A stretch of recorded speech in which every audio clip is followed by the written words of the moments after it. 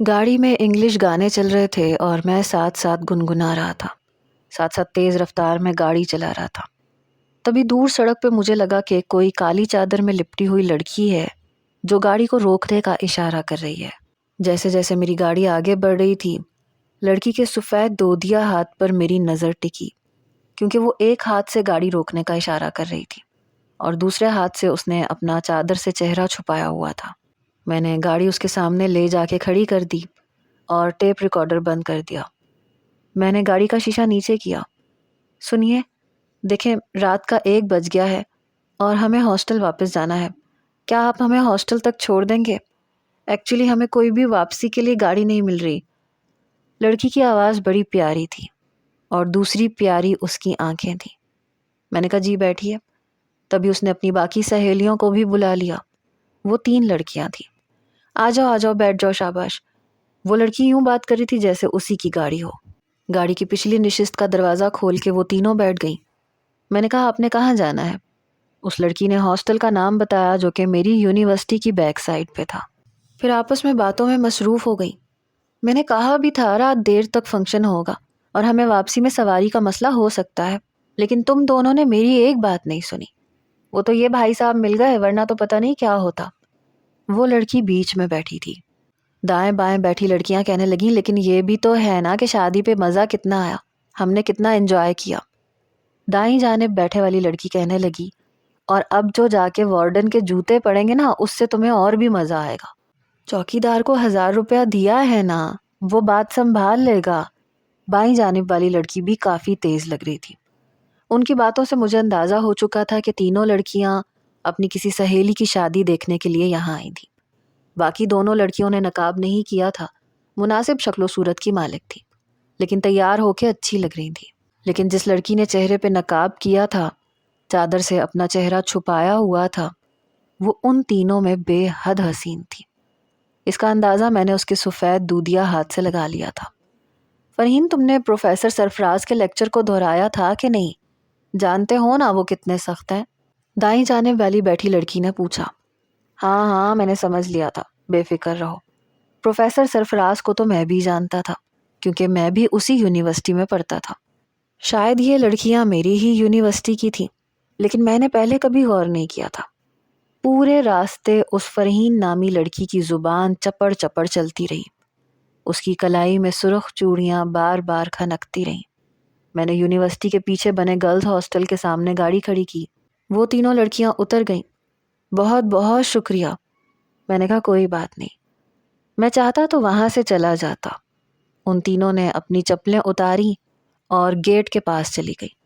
Purse میں سے چوکیدار کو پھر سے کچھ پیسے دیے تو اس نے دروازہ کھول دیا۔ بڑے دبے پاؤں وہ لڑکیاں اندر داخل ہوئیں۔ وہ شاید ہاسٹل لائف کا مزہ لے رہی تھیں۔ ہاسٹل سے چوری چھپے چوکیدار کو پیسے دے کے بھاگنے اور باہر جا کے انجوائے کرنے کا بھی اپنا مزہ ہے۔ میں مسکرا پڑا تھا، کیونکہ اتنی بڑی بات تو تھی بھی نہیں۔ میں اس وقت خاصا شوخ مزاج ہوتا تھا، نماز پڑھتا تھا مگر پابندی سے نہیں، سگریٹ بھی پیتا تھا۔ آپ یہ سمجھ لیں کہ تب میں اتنا نیک نہیں ہوتا تھا۔ یونیورسٹی میں نہ جانے کیوں میری نظریں اس لڑکی کی متلاشی تھی۔ میں نے ان دنوں آخری سال کے پہلے سیمسٹر میں تھا اور وہ پہلے سال کے پہلے سیمسٹر میں تھی۔ اس کی آنکھیں بھلائے جانے کے قابل نہیں تھی، اس لیے میں اس کی آنکھیں دیکھ کے اسے پہچان گیا تھا۔ اور پھر وہی کالی چادر اس نے پہن رکھی تھی، چہرہ بھی چھپا رکھا تھا۔ اس بار چادر سے ہی اپنا نقاب کر کے اس نے پن کیا ہوا تھا۔ اس کی سہیلیوں کو بھی میں دیکھ چکا تھا، خاصی باتونی قسم کی تھی۔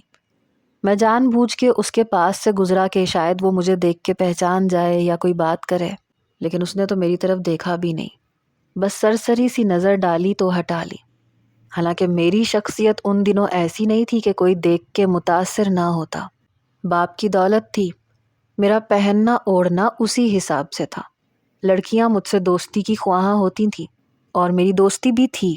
میں جس لڑکی کو چاہتا اسے دوست بنا لیتا تھا، جب میرا دل بھر جاتا تو چھوڑ دیتا تھا۔ کسی ایک لڑکی سے میں نے زیادہ عرصے تک دوستی نہیں رکھی تھی۔ جتنی بھی میری دوستیں تھیں وہ بے تکلفی سے میرا ہاتھ پکڑ لیتی تھیں، کبھی میرا بازو دونوں ہاتھوں میں پکڑ کے اپنا سر میرے کندھے پہ لگا دیتی تھی۔ مجھے کچھ بھی برا فیل نہیں ہوتا تھا۔ بلکہ یہ سب اس وقت کی بات ہے جب ایسا سب کچھ بڑا اچھا لگتا تھا۔ میں کچھ مغرور بھی تھا، ویسے ہی جیسے امیر باپ کے بیٹے ہوتے ہیں۔ بہت زیادہ گھمنڈی نہیں تھا، میں بہت زیادہ برا بھی نہیں تھا اور بہت زیادہ اچھا بھی نہیں تھا۔ ہاں یہ تھا کہ کبھی شراب کو منہ نہیں لگایا تھا، میرے دوست پیتے تھے۔ پتہ نہیں کیوں یہ عجیب سی بات تھی کہ میری دلچسپی فرحین میں بڑھنے لگی۔ وجہ اس کی لا تعلقی، اور سچ پوچھیں تو اس کا پردہ تھا۔ میرا جی چاہتا تھا کہ میں اس حسین پیکر کا چہرہ دیکھوں جو وہ چادر میں چھپائے رکھتی ہے۔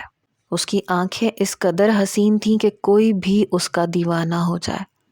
تو ظاہر سی بات ہے کہ چہرہ بھی کتابی سا ہوگا، کسی مصور کا تراشا ہوا حسین شاہکار۔ میں خود بخود اس کے چہرے کے تصور باندھنے لگتا، پتہ نہیں کیوں، لیکن اسے سوچنا اچھا لگتا تھا۔ اور پھر ہم لڑکوں کے اندر ایک بہت بڑا مسئلہ ہے، جو لڑکی ہم سے کتراتی ہے وہ ہماری دلچسپی کا سبب بن جاتی ہے۔ جو لڑکیاں ہمیں دیکھ کے نظر انداز کر جاتی ہیں وہ ہمارے اندر بے چینی پیدا کر دیتی ہیں۔ حالانکہ ہونا تو یہ چاہیے کہ اگر وہ لڑکی ہمارے اندر دلچسپی نہیں رکھتی تو ہمیں بھی پیچھے ہٹ جانا چاہیے، لیکن پتہ نہیں کیا وجہ ہے، جو بات نہیں کرتی اس سے بات کرنے کو دل اور اکساتا ہے۔ وہ بھی میرے لیے ایسی ہی تھی۔ کئی بار اس نے مجھے دیکھا بھی، لیکن بڑی ناپسندیدگی سے، بلکہ مجھے دیکھ کے فوراً سے رخ بدل لیتی تھی، ماتھے پہ بل ڈال لیتی تھی۔ شاید وجہ یہ تھی کہ میں کبھی کسی لڑکی کے ساتھ گھومتا پھرتا نظر آتا تو کبھی کسی کے ساتھ۔ میں نے اس لڑکی کو کبھی کسی لڑکے سے فضول بات کرتے ہوئے نہیں دیکھا تھا۔ وہ بس اپنی انہی لڑکیوں کے گروپ میں رہتی تھی، ہنستی، مسکراتی، باتیں کرتی، زندگی سے بھرپور تھی وہ لڑکی۔ وہ بہت اچھی تھی، بے تحاشا اچھی، شریف، لیکن ان دنوں میں شریف نہیں تھا۔ ایک بار میں نے اس لڑکی کو پکارا، فرحین۔ اس نے پلٹ کے مجھے دیکھا، مجھے دیکھ کے ہی اس کے ماتھے پہ بل پڑ گئے۔ میں نے کہا آپ میری بات سنیں گی؟ کہنے لگی جی فرمائیے کیا کہنا ہے۔ میں نے کہا آپ نے شاید مجھے پہچانا نہیں۔ 1 مہینہ تو میں اس لڑکی کو ویسے ہی دیکھتا رہا کہ شاید اسے یاد آ جائے کہ میں نے اس پہ کتنا بڑا احسان کیا تھا، لیکن جب اسے خود یاد نہیں آیا تو میرے دل نے مجھے اکسایا کہ مجھے بات کرنے کا کوئی نہ کوئی موقع تلاش کرنا چاہیے، آخر اس کا چہرہ بھی تو دیکھنا تھا۔ کہنے لگی میں سمجھی نہیں۔ میں نے کہا آپ کو یاد ہے میں نے آپ کو لفٹ دی تھی، آپ کی کسی دوست کی شادی پہ آپ لیٹ ہو گئی تھی۔ کہنے لگی میرا خیال ہے کہ میں نے آپ کا شکریہ ادا کر دیا تھا۔ میں نے کہا اس کا مطلب میں آپ کو یاد ہوں؟ کہنے لگی اتنی بڑی بات تو نہیں تھی جسے میں یاد رکھتی یا بھول جاتی۔ میرے خیال سے جب انسان شکریہ ادا کر دے تو بات ختم ہو جاتی ہے۔ مجھے تو بالکل اچھا نہیں لگا کہ آپ یہ کوریڈور میں مجھے زور سے پکارے اور اپنا احسان جتائیں۔ اس کا لہجہ خاصا سخت تھا، اور آج تک مجھ سے یوں کسی نے بات بھی نہیں کی تھی۔ لڑکیاں تو مجھ سے بات کرنے کے لیے ترستی تھیں۔ مجھے لڑکیوں کی میٹھی میٹھی باتیں سننے کا اور اپنی طرف متوجہ ہونے کی عادت پڑی ہوئی تھی، اور وہ لڑکی یکسر مختلف تھی۔ میں نے کہا بات احسان جتانے کی نہیں ہے، مجھے لگا کہ شاید میں آپ کو یاد ہی نہیں ہوں، کیونکہ آپ تو یوں دیکھ کے گزر جاتی ہیں جیسے مجھے جانتی تک نہ ہو۔ وہ کہنے لگی میں واقعی آپ کو نہیں جانتی، میں نے بس آپ سے مدد مانگی تھی، آپ نے کر دی، میں نے شکریہ کہہ دیا، بات ختم ہو گئی۔ اتنی بڑی بات تو نہیں ہے کہ میں روزانہ جب بھی آپ کو دیکھوں تو آپ کو سلام کروں اور آپ کا شکریہ ادا کروں۔ ہاں اگر آپ کو یہ لگتا ہے کہ مجھے آپ کو پیٹرول کے پیسے دینے چاہیے تھے تو آپ بتا سکتے ہیں، وہ میں دے دیتی ہوں۔ اس نے اپنا پرس کھولتے ہوئے کہا۔ مجھے لگا جیسے اس نے مجھے ذلیل کرنے کی کوشش کی ہے۔ میرے ساتھ میرے دوست بھی تھے۔ میں نے کہا نہیں، پیسوں کا مسئلہ نہیں ہے، میں نے آپ کو اس لیے نہیں پکارا تھا، آپ جا سکتی ہیں۔ کہنے لگی آئندہ مجھے یہ آواز مت دیجیے گا پلیز۔ جیسے ہی وہ اپنی دوستوں کے ساتھ گئی میرے دوست مجھ پہ ہنسنے لگے اور میرے اندر انا نے کروٹ لے لی۔ مجھے لگا جیسے وہ مجھے ذلیل کر کے گئی ہے۔ میرے دوست کہنے لگے اس نے تو تمہیں 2 ٹکے کی اوقات نہیں دی۔ میں نے کہا وہ ہے کیا چیز جو مجھے 2 ٹکے کی اوقات نہیں دی؟ ایسی لڑکیاں جان بوجھ کے ایسا کرتی ہیں تاکہ لڑکے اس کی طرف متاثر ہوں۔ اب میں نے اپنا بھرم بھی تو رکھنا تھا۔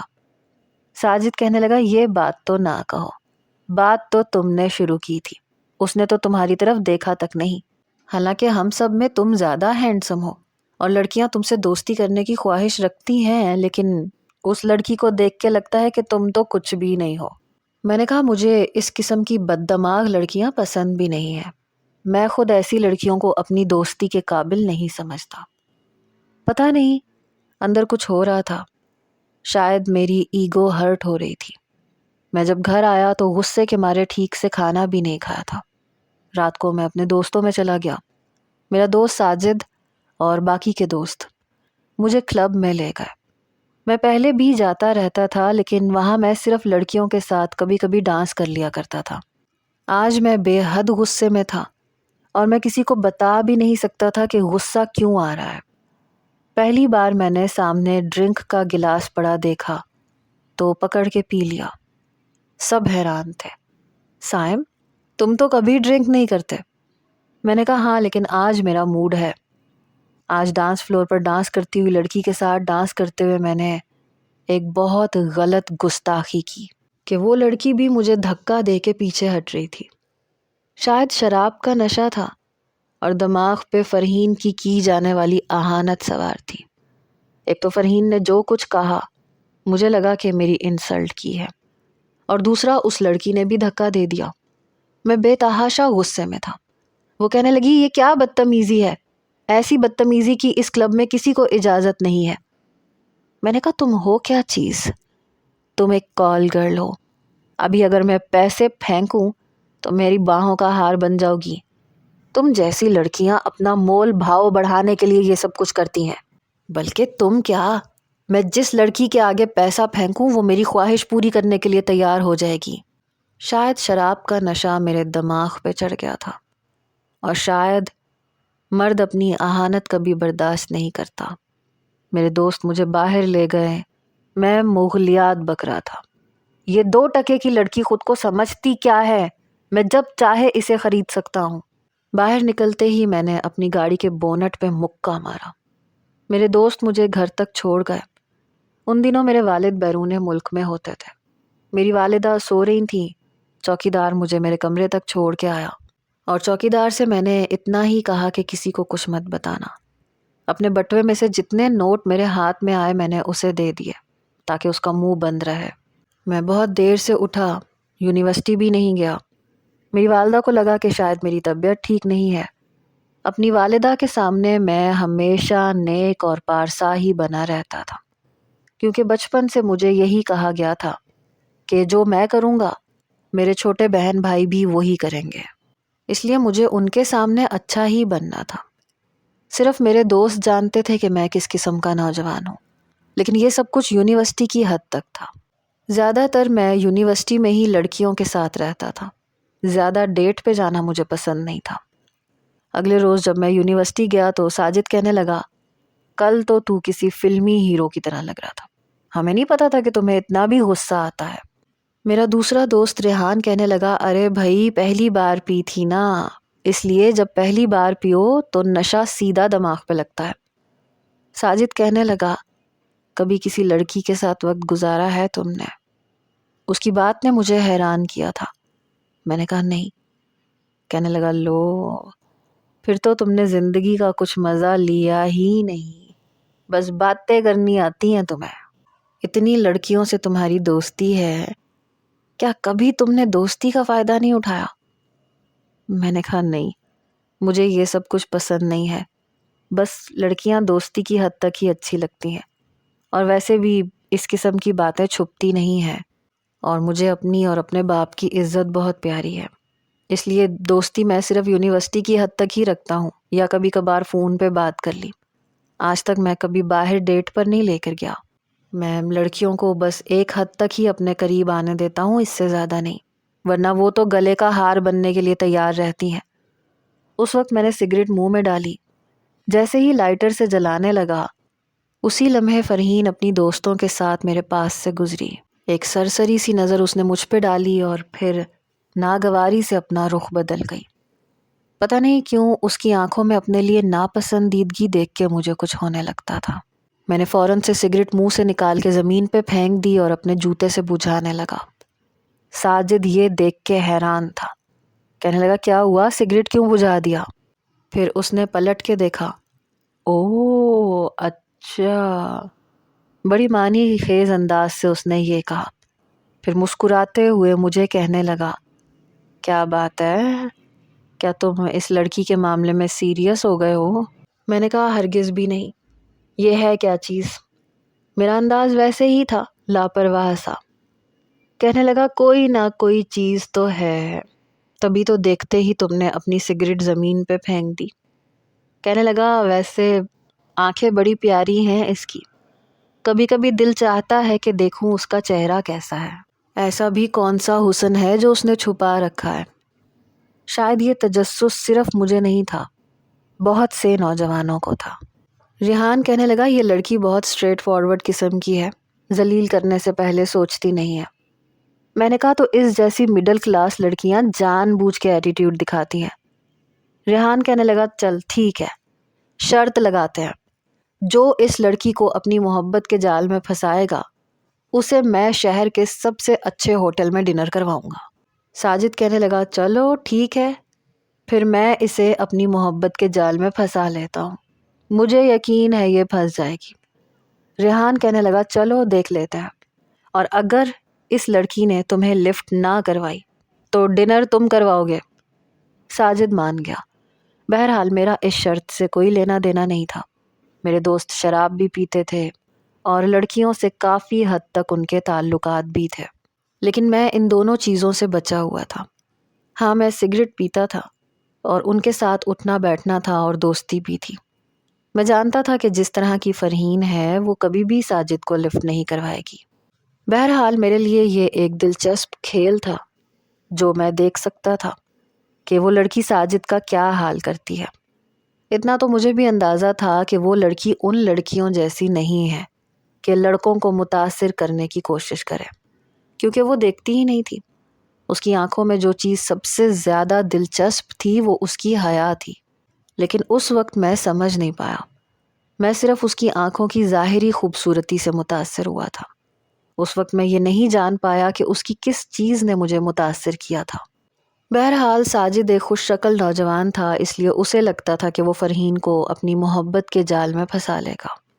ہم سب لڑکے کینٹین میں اس ٹیبل پہ بیٹھ گئے جہاں قریب ہی فرحین اپنی سہیلیوں کے ساتھ بیٹھی ہوئی تھی، ساتھ میں لیکچر ڈسکس کر رہی تھی اور ساتھ میں سموسے برگر بھی کھا رہی تھی۔ اس کی باتوں سے لگتا تھا کہ پڑھائی میں بہت اچھی ہے۔ ساجد ریحان سے کہنے لگا کہ اب دیکھو، میں جاؤں گا اور سیدھا اسے دوستی کی آفر کروں گا۔ ریحان کہنے لگا تمہارے منہ پہ تھپڑ مار دے گی۔ کہنے لگا اتنی ہمت نہیں ہے کسی لڑکی میں کہ مجھے تھپڑ مارے۔ بہرحال میں صرف اس کھیل میں اتنا شامل تھا کہ تماشائی کے طور پہ مجھے یہ سب کچھ دیکھنا تھا۔ وہ سیدھا فرحین کے ٹیبل کے پاس گیا اور فرحین کے پاس ہی کھڑا ہو گیا۔ ایکسکیوز می مس فرحین، کیا میں آپ سے بات کر سکتا ہوں؟ اس نے بڑی نافہمی سے اس کی طرف دیکھا۔ آپ کون ہیں؟ میں تو آپ کو نہیں جانتی۔ دیکھیں بات کریں گی تو جان پہچان بھی بن جائے گی، ساجد نے شوخ ہوتے ہوئے کہا۔ دیکھیے مسٹر، میں یہاں پہ پڑھنے آتی ہوں، جان پہچان بنانے نہیں، لہٰذا آپ مجھ پہ اپنا وقت ضائع نہ کریں، کہیں اور جا کے ٹرائی کریں۔ وہ لڑکی سب کو ایسے ہی جواب دیتی تھی۔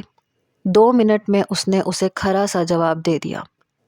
دیکھیں میں آپ کی بڑی عزت کرتا ہوں اور میرے دل میں آپ کے لیے بہت احترام ہے، ہر ایک کے خلوص پہ شک نہیں کرنا چاہیے۔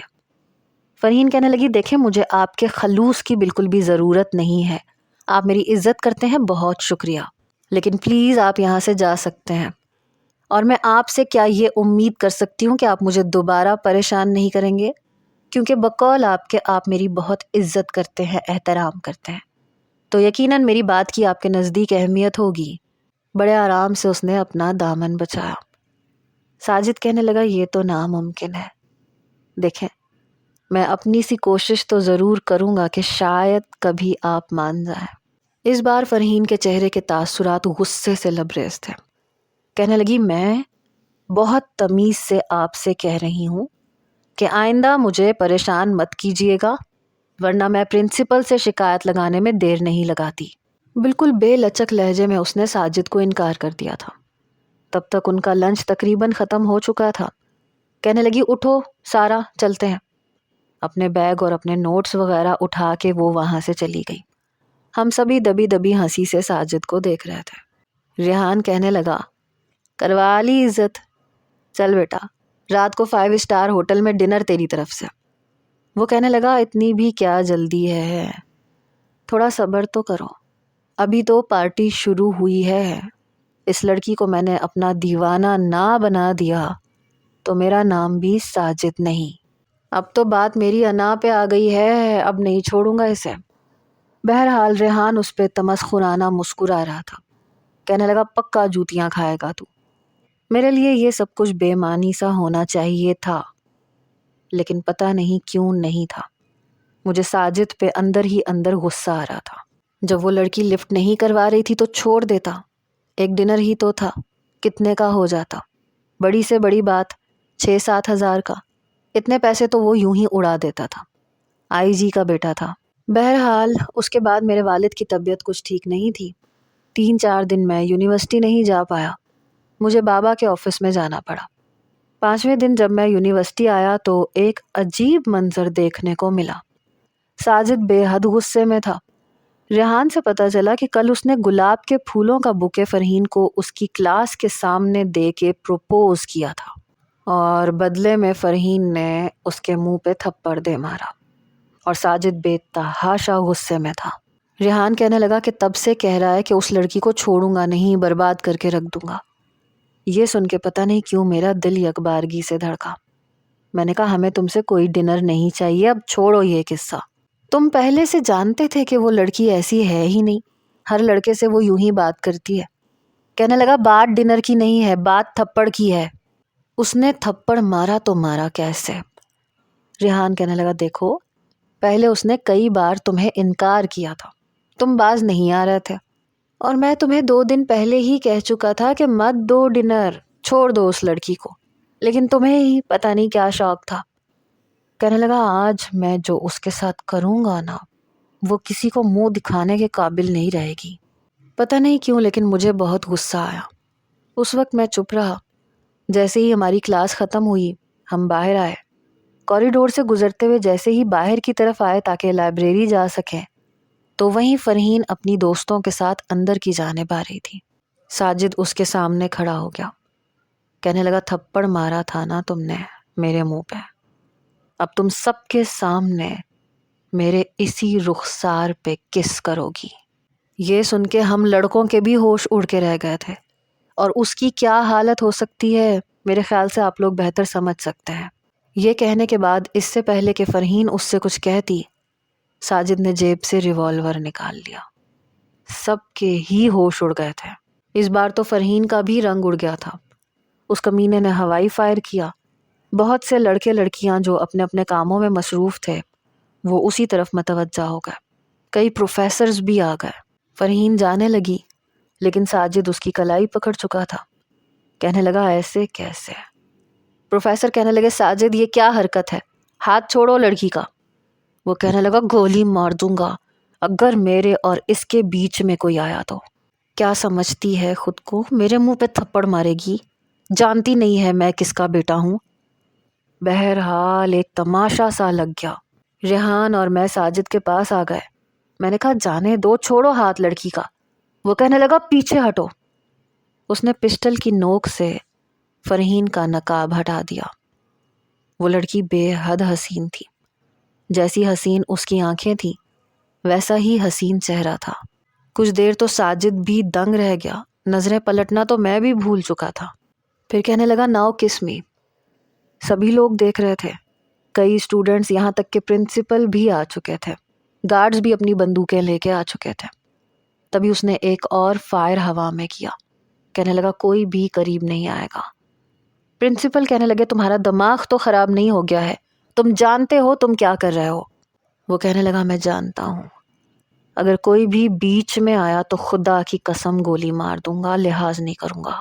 اے لڑکی چلو، جس رخسار پہ تھپڑ مارا تھا وہیں پہ اب تم کس کرو۔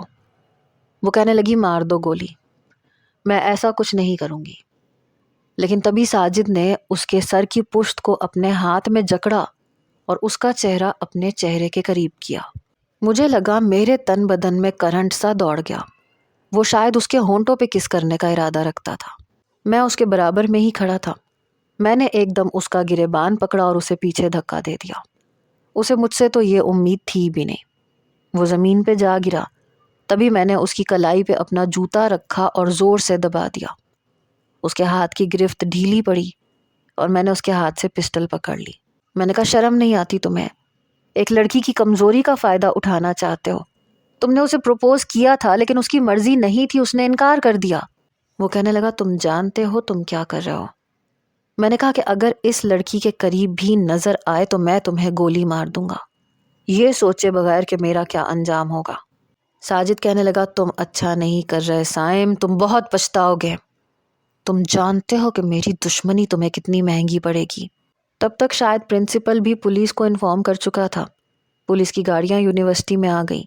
میں جانتا تھا کہ وہ آئی جی کا بیٹا ہے، اس لیے وہ زیادہ دیر جیل میں نہیں رک سکتا۔ وقتی طور پہ پرنسپل کی شکایت پہ اسے گرفتار کر لیا گیا تھا۔ پہلی بار میں نے فرحین کو روتے ہوئے دیکھا۔ وہ اپنا چہرہ دوبارہ سے چھپا چکی تھی۔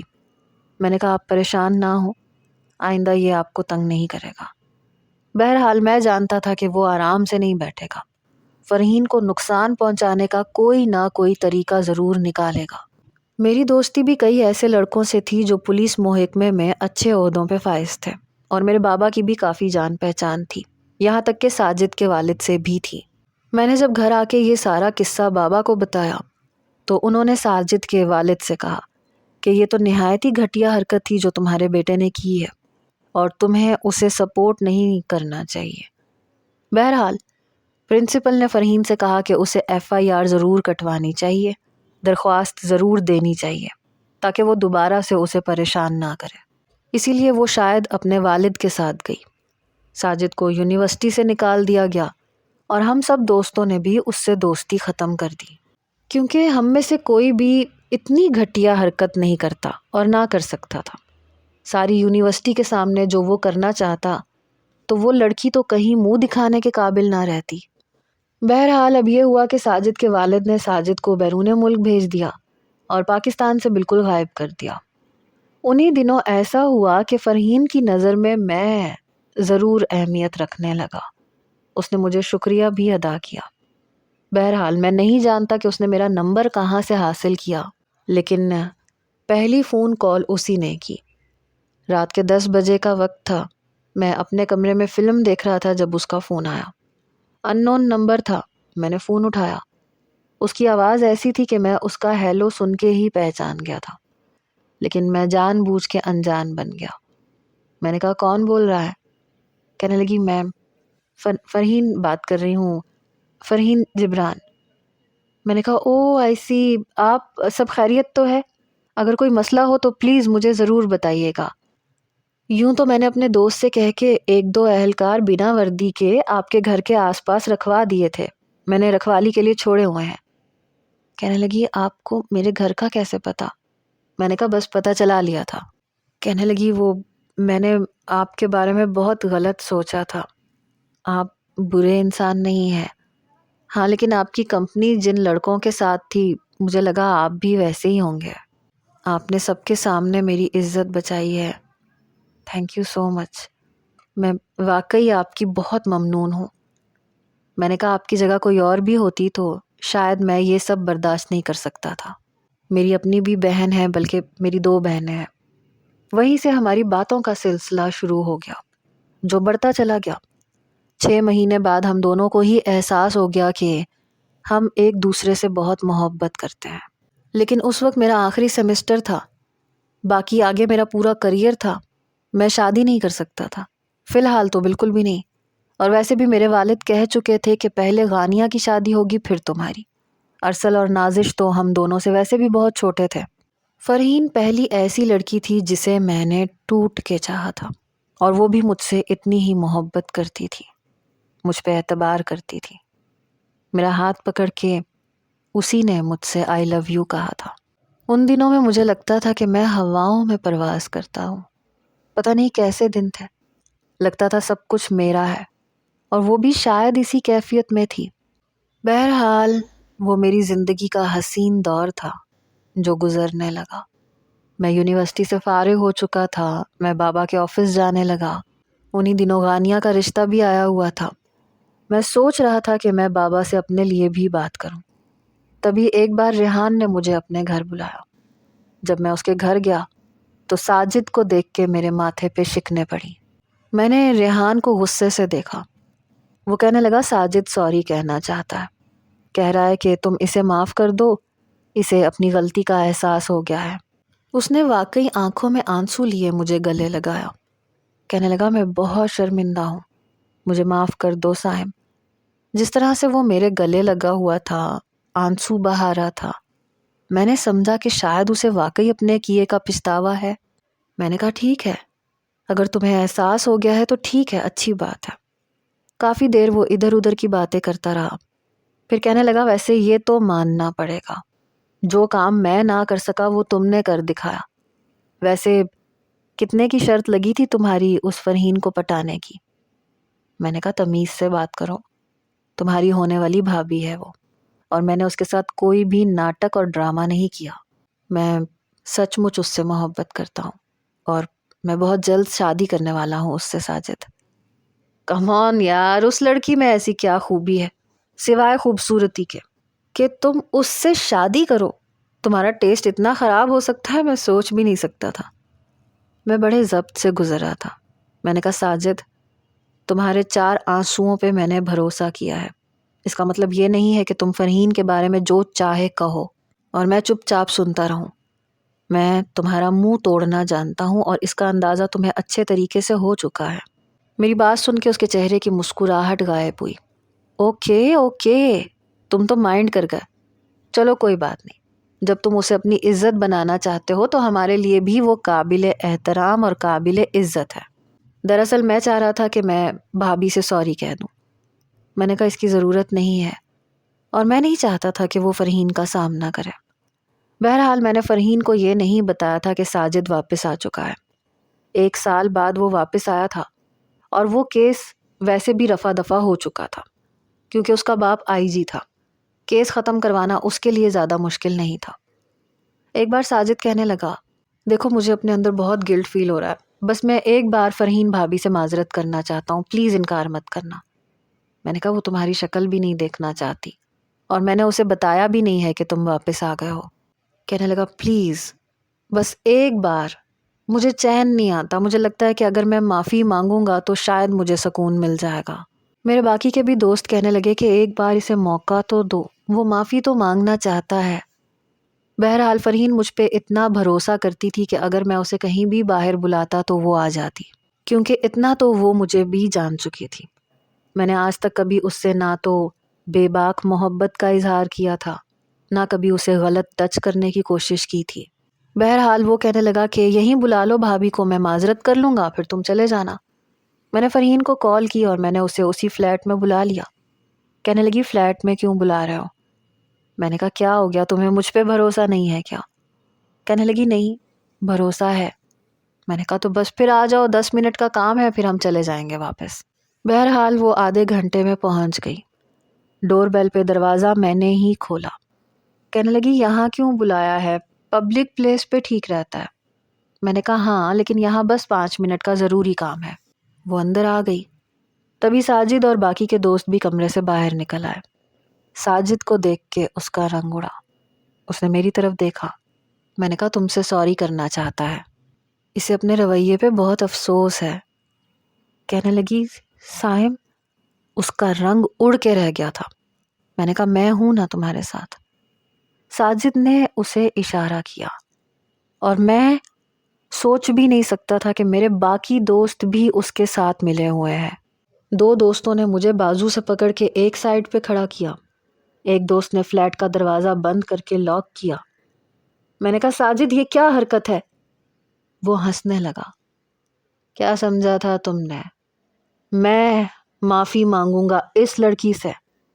میں تو اس سے بدلہ لینے کے لیے 1 سال سے تڑپ رہا ہوں۔ میں نے کہا خبردار جو تم نے فرحین کو کچھ بھی کہا میں تمہیں جان سے مار دوں گا۔ لیکن وہ دونوں لڑکے مجھے زبردستی کرسی پہ بٹھا چکے تھے۔ میرے ہاتھ پاؤں رسیوں سے باندھ رہا تھا۔ فرحین بھاگ کے میرے پاس آنے لگی لیکن اس کی کلائی ساجد نے پکڑ لی اور پھر